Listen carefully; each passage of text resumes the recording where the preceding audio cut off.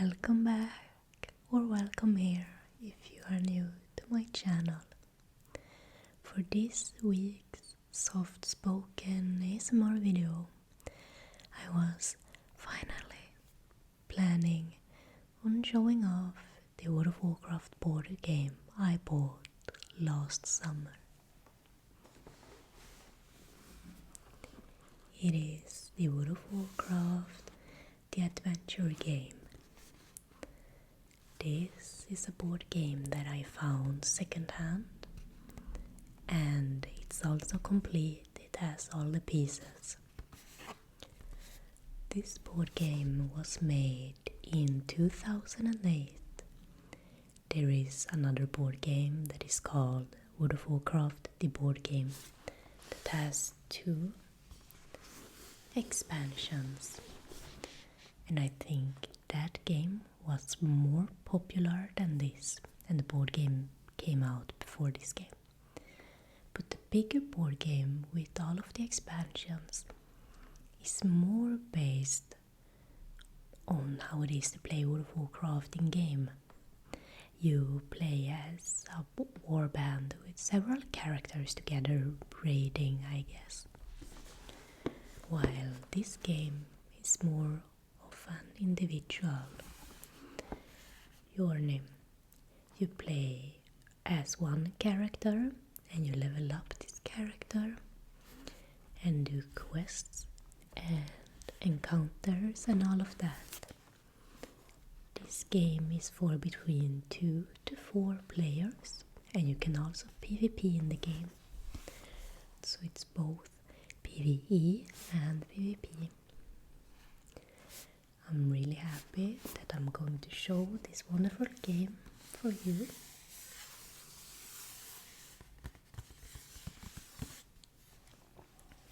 And this will be quite a complicated video for me, since I will show you, but the board game is just so big. It's larger than my table, so we will see how this goes. But I hope you sit back and relax and enjoy this ASMR video. I'm really grateful to have you here. Thank you. So first of all, we can see the box has some minor damage on the corners, and I'm just happy that it's a complete game for being from 2008. You can see the logos, World of Warcraft, the adventure game. And on the box art we can see a human, a night elf, and a dwarf, all riding on 3 griffins, front on Moreau and Iron Forge.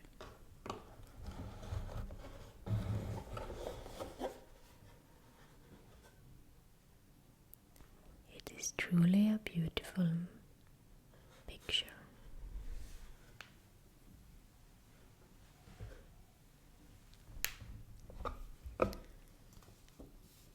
So inside this box we first have the rules of play,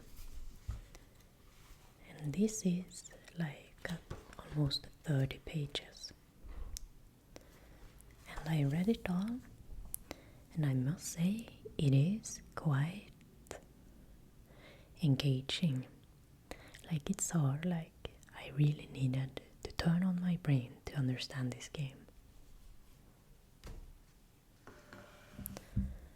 But I am not a board game person at all, so that might be it. I think this is the first like role play board game I ever seen.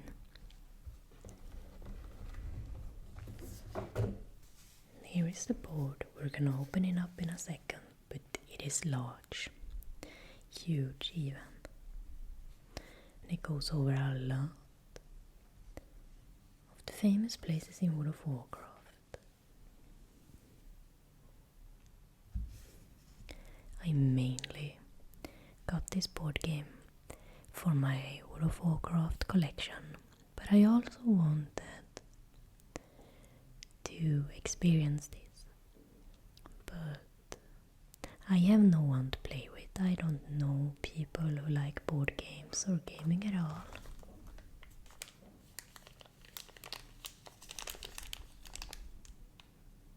Here we have some tokens. These are encounter marks in your bags. Your quest book. I'm gonna show all of these later on.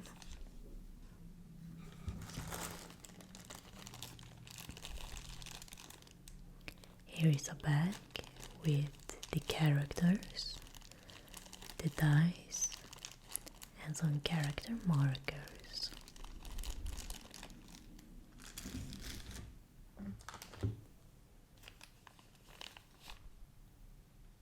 We also have some markers that shows up if there's a happening on the space. I will talk about it more. And some damage tokens.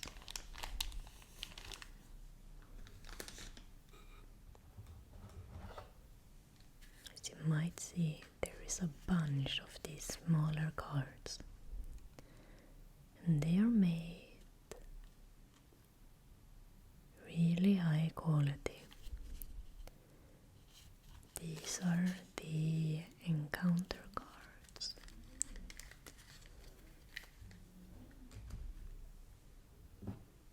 And even more of the encounter cards. Every stack is of 40 cards. These encounter cards.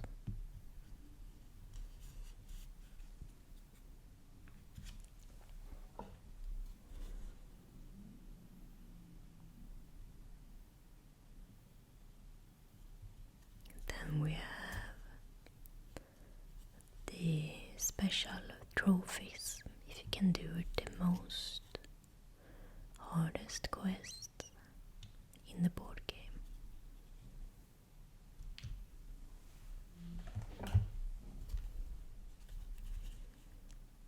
Here are the starting quests, bundled up together with the elite quests.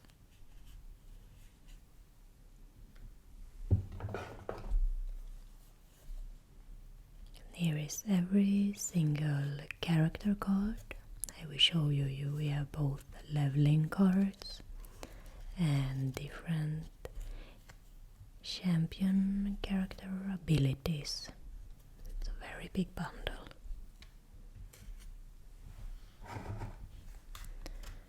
And lastly, we have the 4 card holders based on level. We have yellow, green, grey and red. I will get more into it, but this game is based on level. So you would start as grey, go over to green, then yellow and red is the highest level.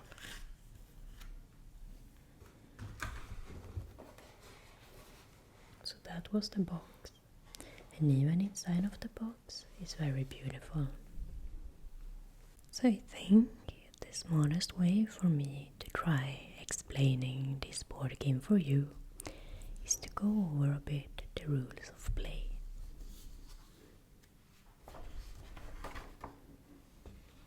World of Warcraft, the adventure game introduction.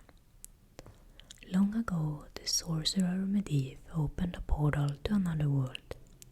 Through this dark gateway came the Horde, armies of orcs and ogres driven by a simple purpose, war. Since then, the land of Azeroth has not known peace. The alliance of humans, dwarves and elves fought 2 wars against the Horde. Then both were nearly destroyed by the arrival of the undead Scourge and the demonic Burning Legion. Now the land is imperiled by undead, demon, beast and brigands. For those bold enough to adventure, the dangers are great, but so are the opportunities. And the object of the game, how you win, is acquiring valor points. And valor points you get either from quests or from global events, or even the hardest events you can, or not events, it's more like bosses you can take on when you are the highest level. But you need to acquire valor points. And I think the correct number of valor points you need to win is 8. And then we have a components list. And I went through this. I have every single piece I need for this game to be complete. We have the game board,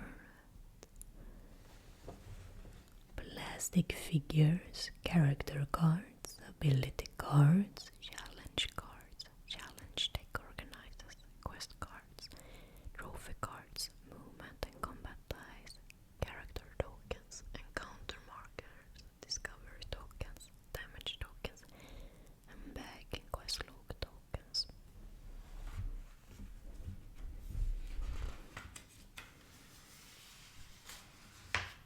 Setup. Following the steps below to prepare the gaming area, players may also refer to the game setup diagram on the facing page for additional information. 1. Place game board. Unfold the game board and place it on the center of the table. Then we have 2. Set up challenge card. Separate the 4 challenge deck by color and shuffle each deck individually. Place each deck into the challenge deck organizer that matches its color. 3. Set up elite quest and trophy decks. Shuffle the elite quest deck and place it next to the game board. All trophy cards should then be placed in a pile adjacent to the game board. 4. Set up tokens. Place all the damage tokens and encounter markers adjacent to the game board, where they can be easily reached by all players. Separately, place all the discovery tokens face down in a pile and randomize them. 5. Receive bag and quest log. Each player receives 1 bag and 1 quest log token. 6. Determine first player. Each player rolls a combat die. The player who rolls the highest number becomes the first player who will go first during the game. 7. Choose characters.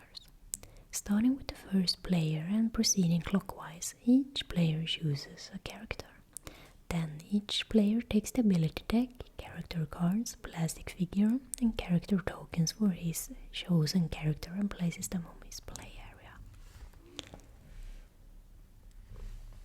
Note that each player places his grey level character card with its starting side face up in his play area. 8. Receive quest cards. The first player shuffles the starting deck and deals 2 starting quests to each player, including himself. Each player places his starting quest card face up in his play area, beginning with the first player and proceeding clockwise. Each player follows any instructions on his quest. 9. Place character. Beginning with the first player and proceeding clockwise, each character places his figure on any one of the 3 cities on the board, and then draw ability cards. Each player shuffles his character's ability deck and then draws 3 cards from the top.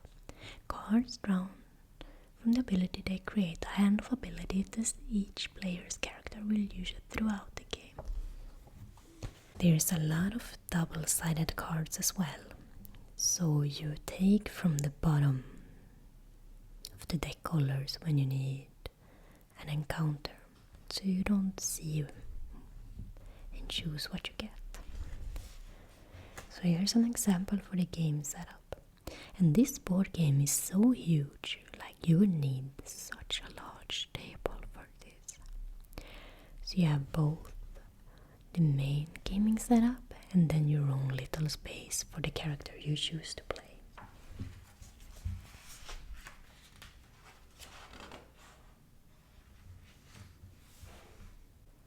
Game turn.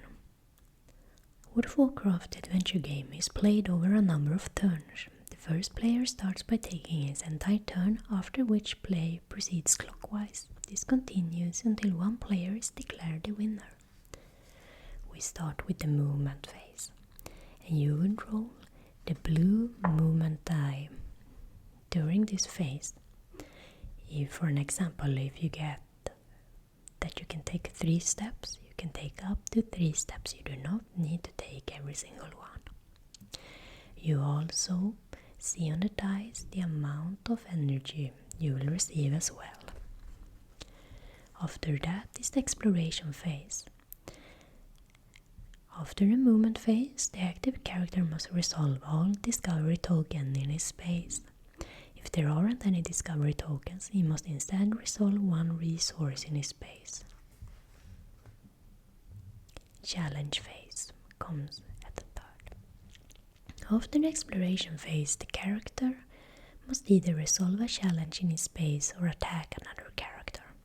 So you either can choose between PvE or PvP as long as it's not an challenge with aggro, and I will get into that later. And after that is the last. It's the maintenance phase. After the challenge phase, the active character maintains his quest and may equip item cards. So it's quite a lot every turn. Here's a game board breakdown. We have normal spaces, key locations, city space, game board encounters, overlord, undefeated encounter tracks, and global event space. I will show all of this more detailed on the game map. Exploration phase. After ending his movement phase, the active character must reveal and resolve all discovery tokens on his current space in the order of his choice. If there are no discovery tokens in his space, he must choose 1 resource in his space, if any are present, to activate. So all of the discovery tokens have the same backside, so you don't know what you step on if you choose to go to that one. It can be a good outcome and it will be green, or a bad outcome and it will be red. On the backside of this guide are all of the token abilities for the discovery tokens. So we have the good outcomes are gold, hearthstone, farsight, goblin rocket boots, traveling merchant. And the bad outcomes are ambush, false map, power drain, disease, and bomb. But there are also other places that are not discovery tokens but resources. And that will mean you will either get some items or you will be able to heal. We have the scrolls.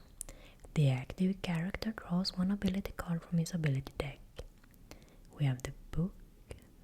The active character draws 2 ability cards from his ability deck. Then all other characters each draw 1 ability card from their own ability deck, and then must choose 1 card from their hands to discard. We have healing potions, place discoveries,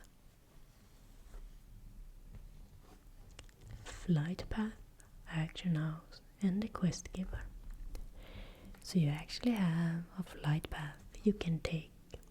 The active character immediately moves his figure to any other space containing a flight path resource. If the active character moves to a space that is not a city, he must then continue to his challenge phase on that new space. Challenge phase. After ending his exploration phase, if the active character is not in a city, he must resolve a challenge in his current space. If the active character is in a city, his challenge phase is skipped, and he proceeds directly to the maintenance phase. During this challenge phase, the active character must do one of the following: attack an enemy character in his space, or resolve an encounter in his space. And I will show you an example how you can attack enemy characters or resolving an encounter. During the maintenance phase, this is the last phase. When the active character has finished his challenge phase, he proceeds to maintenance phase, where he performs the following steps in order. 1. Quest maintenance. If the active character has a quest that requires him to collect a token from or travel to his current space. He may now fulfill these conditions. To equip items, the active character may choose to equip or unequip any of his items. Unequipped items are placed in his bag. Pass the movement die. The active character passes the movement die to the player on his left and who begins his turn starting with the movement phase. Here's how you win the game. You need 8 valor points. We have information about the challenge cards. You can have them be normal, passive, or aggro, and they will always attack you. So even if you don't finish off the challenge, you have to place an aggro marker on the game board. There are some characters or encounters with special powers that are triggered by crits. The crits have the little sword icon on the die. And we have event cards. Event cards are found in the challenge deck and are often drawn during the active character challenge phase.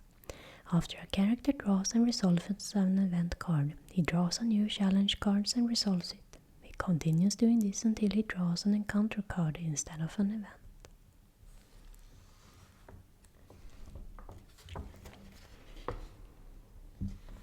Character management, dealing and healing damage.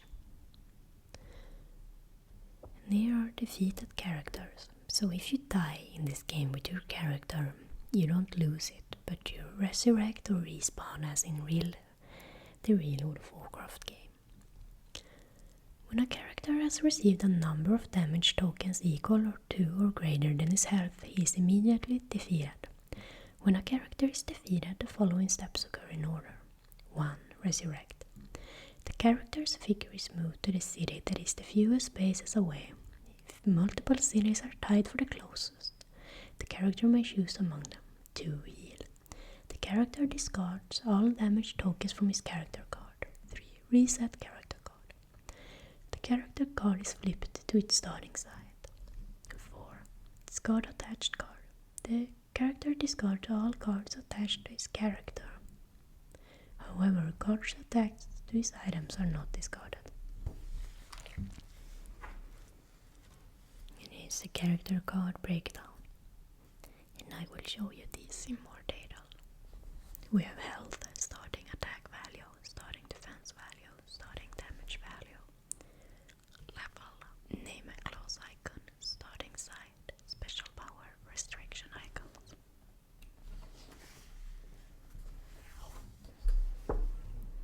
And there are levels, there are 4 levels, and you need to level up on certain places of the game board. Here for an example, you can see the green arrow. This is a grey quest where you can level up to the green level, to the 2nd level. And you can never level up to a higher level if it's not the right color for you.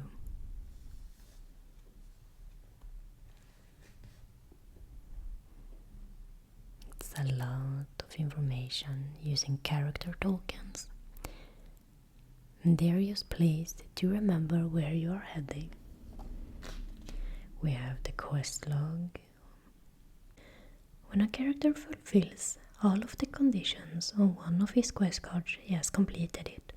When a character completes a quest, the following steps happen. 1. Log quest. The completed quest is placed under the character's quest log. 2.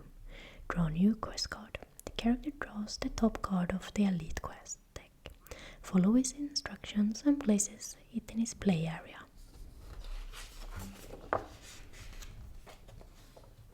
There is a lot of information about quest setup, equipping and using items that you can have under your bag token, and that means it's in your bag. When you play PvP, for example, if you would have friends to play with, and you encounter them on the map, you can choose to fight them, and if you win, you can steal an item from their bag. You cannot steal items they have equipped. We have the item bag. Any items that are not equipped are placed in a character's bag. Place them under his bag token. A character may have any number of items in his bags, but it's important to be aware that opponents can steal items, usually through combat. Equipped weapons and armor cannot be stolen. Certain items have a bag symbol in their upper left corner, indicating that they may be used while in a character's bag. Any cards without this icon cannot be used while it is in the character's bag. Weapons. For example, it's like in the game, you cannot use a ranged weapon if your character is a melee one. We have armor and different potions icons. We have the health potion, mana potion, and swiftness potion. So with the health potion you heal 1 damage, mana, reduce energy cost by 1, and the swiftness potion. A character may discard this card during his movement phase to increase his roll movement value by 1. And the ability cards are your character specific abilities. We have the energy cost up in the corner. So for example, this would be the cost of 1. Hand limit. Each character is limited to 10 ability cards in his hand at any time. A character that exceeds this limit immediately discards ability cards until he has 10 or fewer cards in his hand.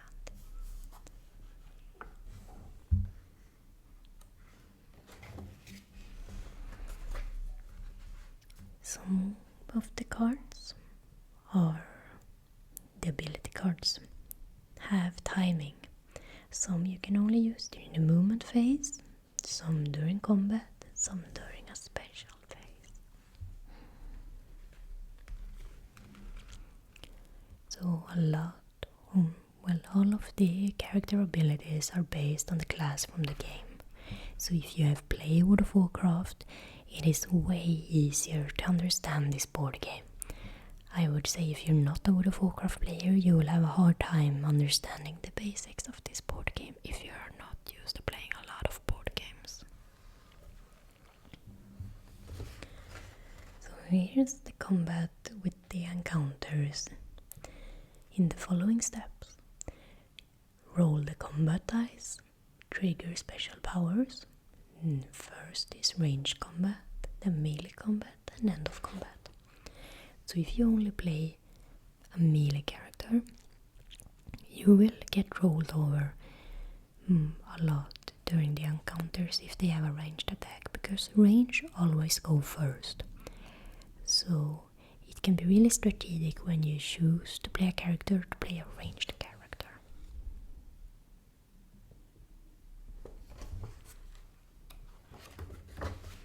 Here we have some example of combat. We have some information about the ranged combat.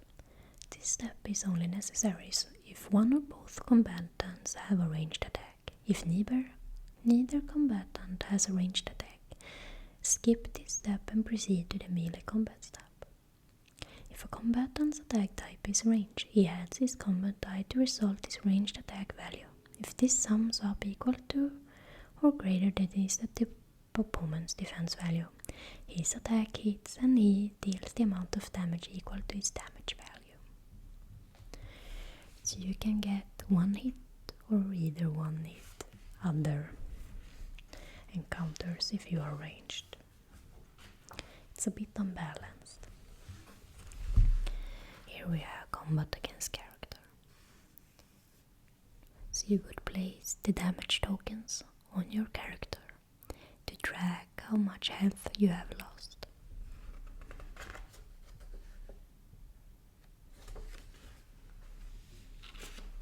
Combat against another character. This is really hard for me. I have not been able to try it since I have no one to play with. I sound so lonely, but it's true. I don't have any friends that are into board games, and I don't know a lot of people anyways. Other game concepts, undefeated encounters. So these are the encounters markers.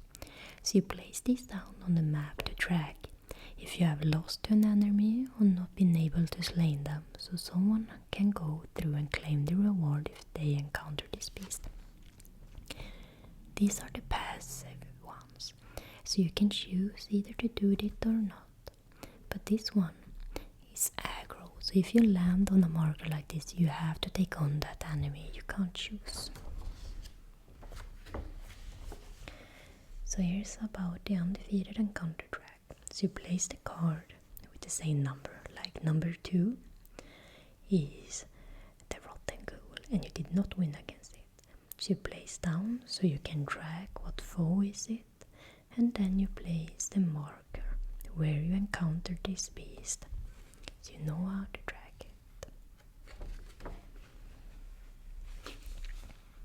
Trophy cards. Certain game board encounters rewards valor points for either defeating the breeded encounter or fulfilling a special condition. When a player completes the requirements for one of these encounters, he searches the trophy deck for the corresponding cards and places this under his quest log. Randomly discarding items, components, limitations, and then there are the credits.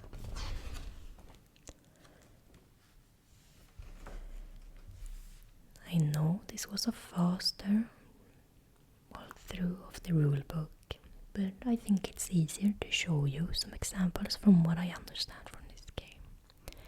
And they are way better. If you want to actually see a tutorial how to play this, there are some wonderful creators here on YouTube, so just look up. This is purely for relaxation and not entertainment or meant to be a serial how to play this board game. So here you have some infomercials about the World of Warcraft board game that got printed before this adventure game. So you play as this whole like warband of characters, and you can develop your own character more like in game. You have overlords and monsters. And they actually made 2 expansions for this board game. They made the Shadow of War expansion and the Burning Crusade expansion. And I seen these go second hand for like $300. It's really a crazy amount. So these are worth quite a lot if you're into board games. I would recommend you to leave this open if you need to have a quick list of what these different discovery token abilities means. And now I will go into showing you the board game. So here is the entire game board. I said it was larger than our dining table, but it is really big, as you can see. I have one of my knitting needles with me, just so I can show you and track all of these different places. So here, first of all, we have 1, 2, 3, 4, 5, 6, 7, 8, 9, and 10 placements for encounters. So if you would encounter a foe that you do not beat, you would place their card.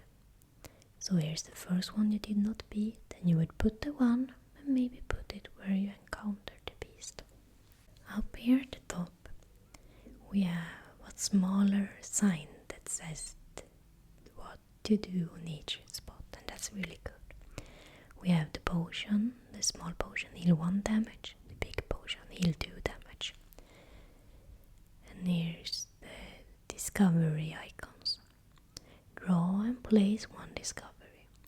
We have the quests, we have the auction house, the flight path, the scrolls, and the ability book, so the spell book.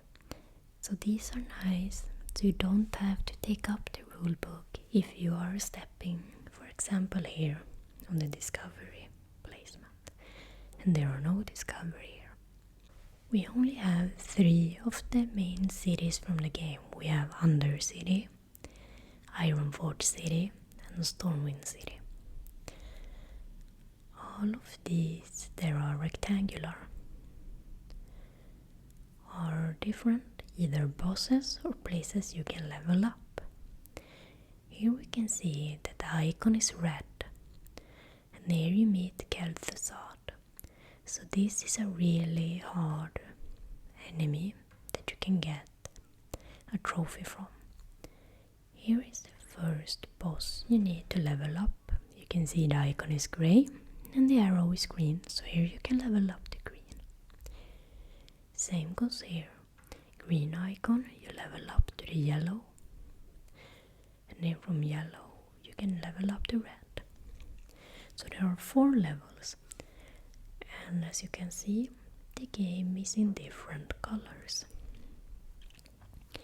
If you are the first level, the grey, you can only walk through the grey level.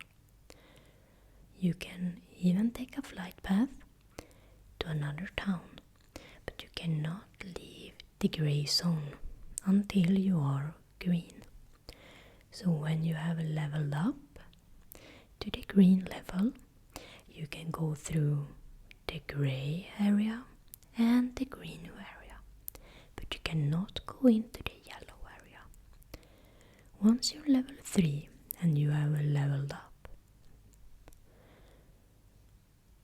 to the yellow, you can walk through the grey, the green and the yellow paths. So the world is opening up for you the more you play. And the final 4th level are the red zones. And the red zones also has the boss encounters, which gives trophies. And the trophy cards can give you a lot of valor. So it's a way to quickly end the game. So here is an example of how it could look while you are playing. Over here are all of the deck slots for the different levels encounter cards. We have level 1 with the grey cards, level 2 with the green cards, level 3 with the yellow cards, and level 4 with the red cards, and this is the highest level. Here we can see on the game board the different little markers for the characters, which would indicate for the player of this character where to go next. So that character, for example, or human warlock, she would need to go to Selsamar for her next quest. Over here we have the discovery tokens that could be placed. See, she is now standing on a discovery token. If she would have stepped on it, she would have needed to resolve it and flipped it open to see. And no.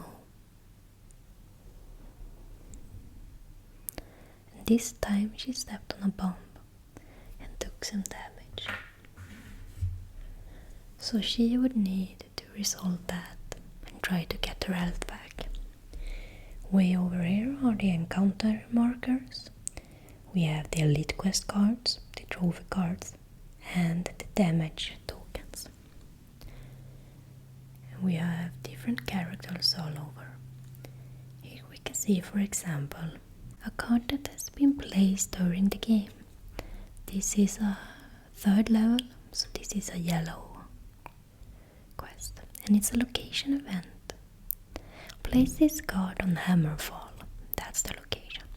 A character encountering this card rolls a combat die, 1 to 3 on that die. Draw 2 ability cards, 4 to 5 heal all damage. And if you crit, flip this card. And if you are able to crit, search your deck for 1 ability card of your choice and place it in your hand, then discard this card. Here, take this amulet of Cornmull and see if the raptor's strength can awaken the flame of the warrior that once burned through his veins. Tarkon. So that would be pretty good. if you manage to reach Hammerfall. And over here we can see some cards. Encounter cards way over. So these are enemies that we have not been able to slay during the event's turn. So a character may pause, or player might pause this card and see, is it worth to do this encounter? Undead aggro, and when it's aggro, you can't pass this, but you have to beat it. And it's Knuckle Rot. The attacker is dealt 1 damage after this combat. I can see you're still looking ugly as ever, Deathstalker Wrathid. And here on the backside we can see if we beat him what we get. We get the Ancestral Robe, and it's an armor. And it has 4 defensive stat. When you draw ability cards, draw 1 additional ability card, then choose 1 ability card in your hand to discard.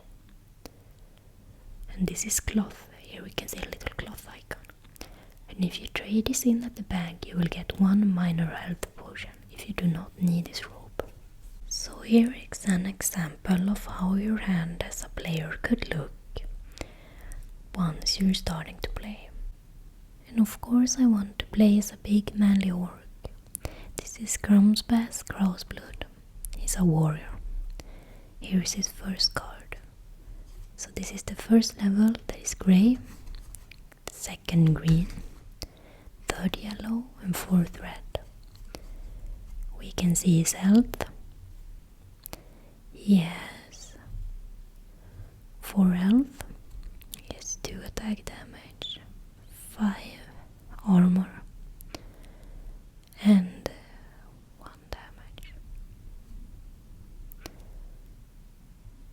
So in melee he makes 2 damage and he will make them hit 1 bleed. Starting slide, battle stance.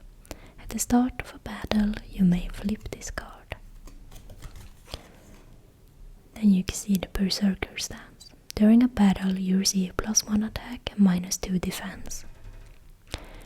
At the start of a battle you may flip this card.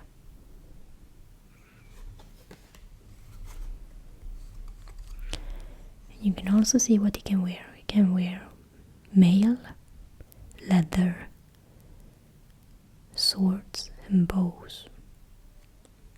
That's strange because I don't think he has a ranged ability. But these are very hard to see and recognize if you're not a World of Warcraft player. Here will be some markers and the ability cards. And from the beginning you draw 3 ability cards. So let's see which 3 we got. We got Pummel, that costs 0 energy. Heroic Strike, which costs 1 energy. And Weapon Specialization, that costs 1 energy. And attach this card to a weapon. While the item is equipped, receive +1 attack. So this you could attach if you had a weapon, for example. Then you would place it down beside your weapon. And let's keep more cards here. We have the 2 first starting quests that we need to finish before taking up the elite quest. We have Separation Anxiety. Place a damage token on this card each time you end your turn in the same space as another character. Complete this quest when there are 3 tokens on it. So this would mean that you add another player to play with. You can't solo this game. Secure the Carol. Give 1 of your character tokens to the player on your left, 1 to the player on your right. They must place each token on any gray space. Complete this quest by collecting both of these tokens. There is your quest log with finished quests. There is your bag. So, for example, if I would have finished a quest or an encounter, this was the Harvest Golem. I would receive the ruined copper breastplate. This is armor with 6 armor. And this is not that you combine. So it's not 6 plus 5, it's either or. So if I would choose to wear this, I would get 6 instead of 5. Or I could trade it in at the auction house or one lesser health potion. But I want to wear this. So now it can't be stolen from my bag. If I would meet another player, they would PvP me and I would lose. They cannot take this item from me since I'm wearing it, but they could take if I have something in the bag. For example, here is an encounter that we would meet as the first level. The Defias Convict. It's 2 melee attack, 5 armor, and makes you bleed 1 as base damage. If not defeated, this encounter is discarded instead of being placed off the undefeated encounter track. So this would be discarded and not placed up on the board with the 1 to 10.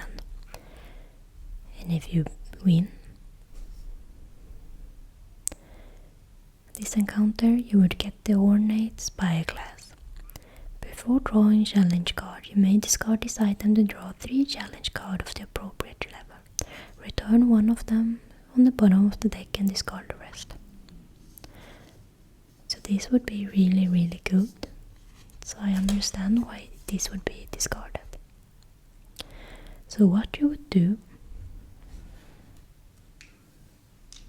during the encounter phase or the challenge phase is that you would roll the die. So first of all, you would roll the blue movement dice. Let's say you get 2. You walk 2 steps and you get 3 energy. And you're landing on the encounter to this guy. You have already resolved the phase. Maybe you got the health potion or you've drawn another spell. So you would need to beat this guy. And as you can see, here are his values. So here are both the die. The black one is for the encounter. This is his and these are yours. So you would at the same time roll the die and see what you get. He gets a 1 and I get a 5. So I would have 5 plus 2 damage or attack power, which would make 7, and he would get 1, so it's 2 plus 1, and that will be 3. So he would not break my armor, while I would break his. Since I have 7, he only has 5 armor. This is if you lose to someone, you will take 1 damage. I guess it's quite hard to understand from the book. So if we would have beaten me, I would have taken 1 bleed damage. But now, through my ASMR die roll, I beat him pretty hard. Here is the crit icon. And I think he has one as well, yes. But I beat him, which means I receive this item. And I will place it under my bag like that. And then I would have look through all my abilities, if I need to change some gear or heal up my character or whatever.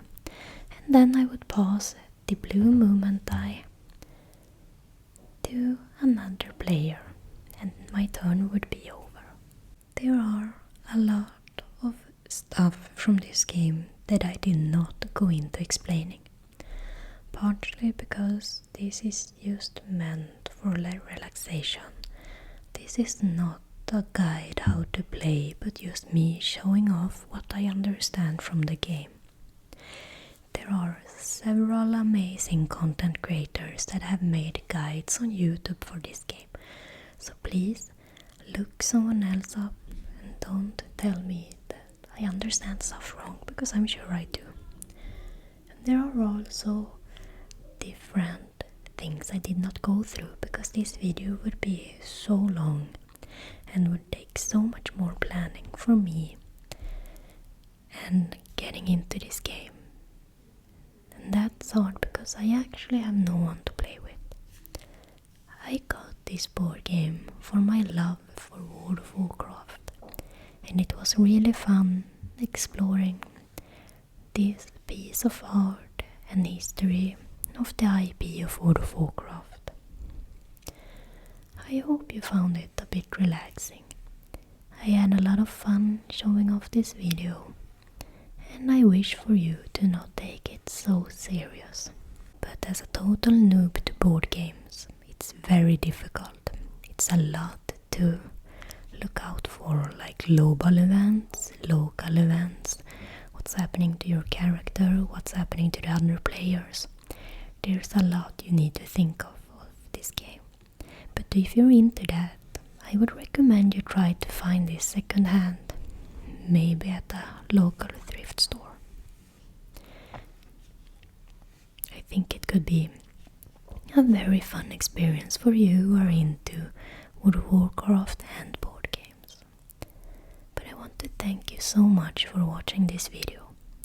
I hope you found it a bit relaxing. Thank you so much for watching.